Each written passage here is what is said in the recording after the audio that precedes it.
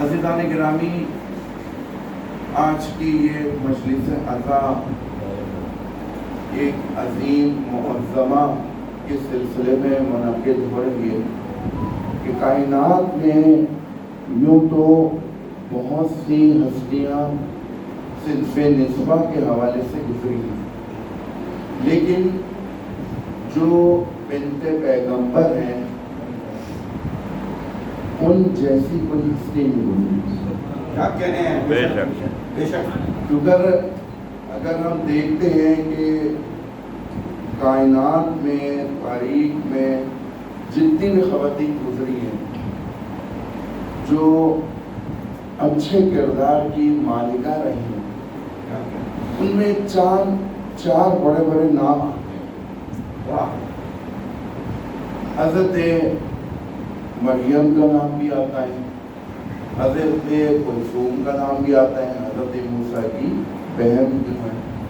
اور حضرت آسیہ بنت مزاحم کا نام بھی آتا ہے، اور ام المومن حضرت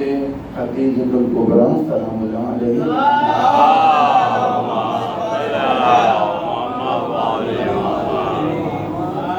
لیکن ان سب خواتین میں جو انفرادیت اور خصوصی فضیلت حاصل ہے وہ شہزادی کونین حضرت فاطمہ الزہرا صلی اللہ علیہ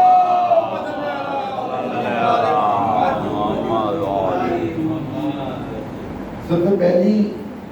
وجہ تو یہ ہے کہ شہزادی عصمت کبریٰ معصومہ، حضرت مریم بھی معصومہ تھی، شہزادی کونین بھی معصوم۔ حضرت مریم کی گواہی جو ہے قرآن مجید میں موجود ہے کہ حضرت مریم معصومہ ہے، اور یہ بات یاد رکھی جائے کہ عصمت خاصہ انبیاء نیز، کہ جو بھی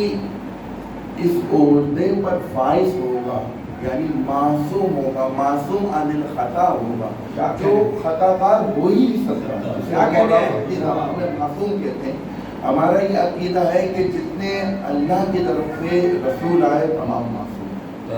جتنے انبیاء نبی آئے تمام معصوم تھے، جتنے امام آئے یہ تمام معصوم تھے،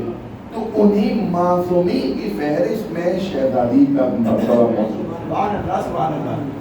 شہزادی کے مرتبہ حضرت مریم بھی معصومہ تھی، شہزادی بھی معصومہ ہے۔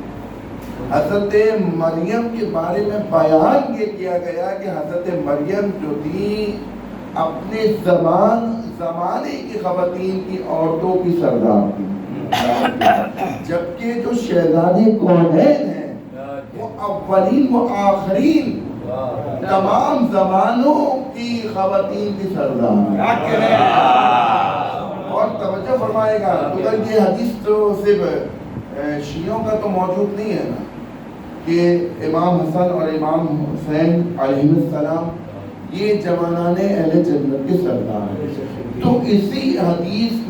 کے حوالے سے یہ بھی ہے کہ جو بنت رسول ہیں وہ تمام ان عورتوں کی سردار ہیں جو جنت میں جائیں، اور جنت میں جانے والی خواتین میں حضرت مریم بھی تو ہیں، حضرت مریم بھی تو ہے۔ حضرت مریم کو قرآن نے صدیقہ کہا ہے، حضرت مریم جنت میں جائیں گی، اور جنت میں جائیں گی تو کس کی سرداری میں رہیں گی؟ تو حضرت زہرا کی سرداری میں رہیں گی، تو حضرت مریم کو قرآن نے صدیقہ کہا ہے، تو اب سوچیں کہ حضرت زہرا کتنی بڑی صدیقہ ہو رہی ہے۔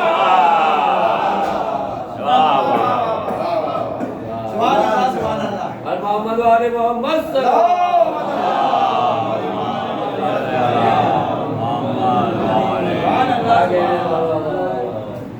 حضرت زہرا کتنی بڑی صدیقہ ہوگی جو تمام صدیقہ خواتین کی بھی سردار ہے۔ اور اگر ان کی عصمت کے حوالے سے کوئی یہ سوچے، ابھی آج صبح یہ میں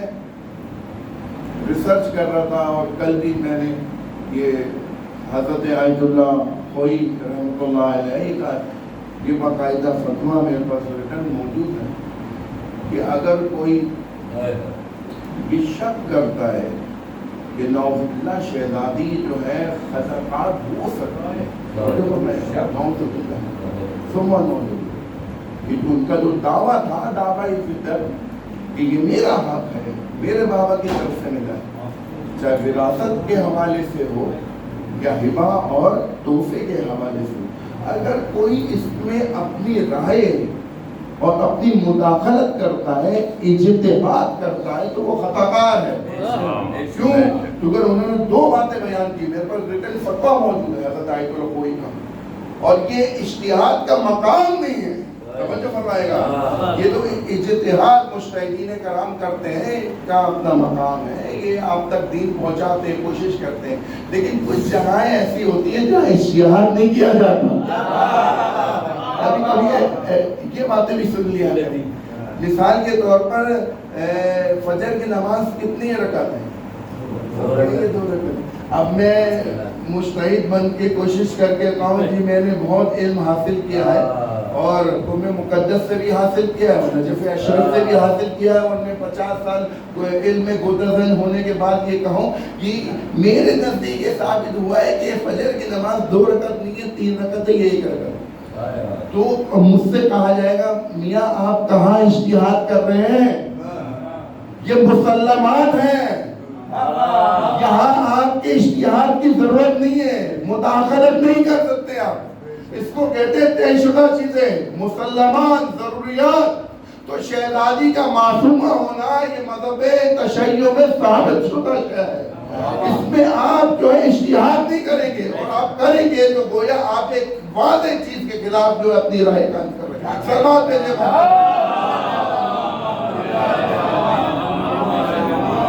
ہمارے اہل بیت کو دیکھتے ہوئے تو پوچھا جا رہا ہے اور بیان کر رہے ہیں، کیوں؟ اس لیے گریہ فرما رہے ہیں کہ میرے جانے کے بعد اہل بیت کو جو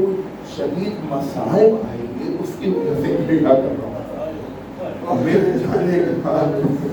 میری تو پہلے نیک اختر کے چہرے مبارک پر تماشے مارے رہے، میرے جانے کے بعد جو ہے علی مرتضی کے سر اقدس کو زخمی کیا جائے گا، میرے جانے کے بعد میرے نواز حسن کو زہر دیا جائے گا، میرے نواز حسین کو بے جرم و بے خطا قتل کیا جائے گا۔ عزادارو، شہزادی اپنے بابا کے جانے کے بعد گریہ کیا کرتی تھی، لوگوں نے آ کے کہا یا علی زہرا سے کہیے یا دن میں رویا کرے یا رات میں رویا کرے، زہرا کے رونے سے ہمارے آرام و سکون میں خلل واقع ہوتا ہے۔